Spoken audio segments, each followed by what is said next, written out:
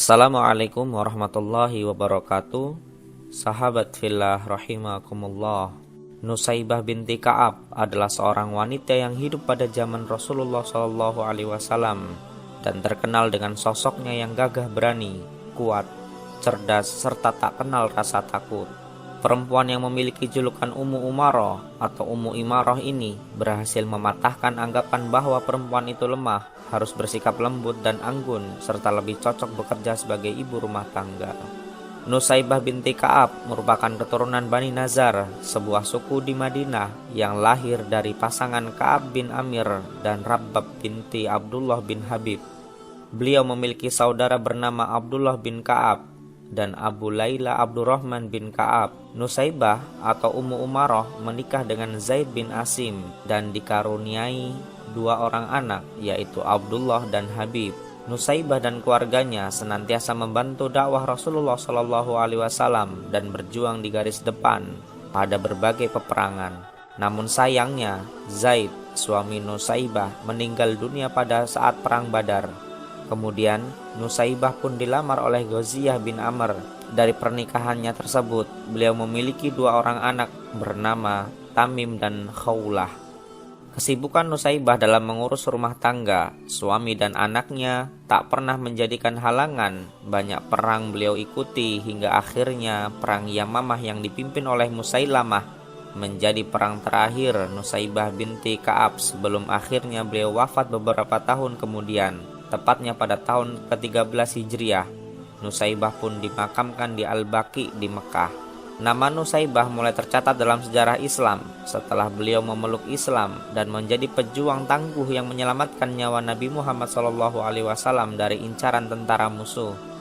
Dikisahkan awal mula masuknya Nusaibah ke dalam agama Islam adalah ketika suami Nusaibah yaitu Zaid mendengar kabar dari Mus'ab bin Umair, penduduk Mekah utusan Muhammad bin Abdullah, tentang seorang Rasul bernama Muhammad SAW yang tetap teguh berdakwah menyebarkan Islam walau diterpa berbagai cobaan dan permusuhan dari banyak pihak. Bahkan Nabi Muhammad SAW juga tidak tergiur dengan kemewahan dan harta melimpah.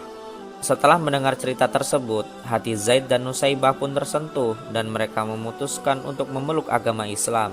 Mereka berdua lantas pergi ke Mekah, lalu dipertemukan dengan Rasulullah SAW oleh Mus'ab, kemudian melakukan baiat atau janji setia kepada Nabi Muhammad SAW.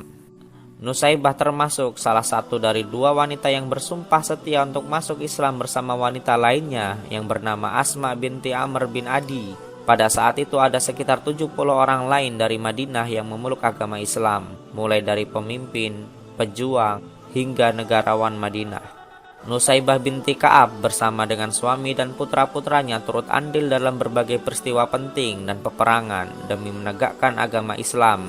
Beberapa di antaranya adalah Perang Uhud, peristiwa Hudaybiyah, lalu ada Perang Khaybar, Perang Hunain, dan perang terakhir yang beliau ikuti adalah Perang Yamamah.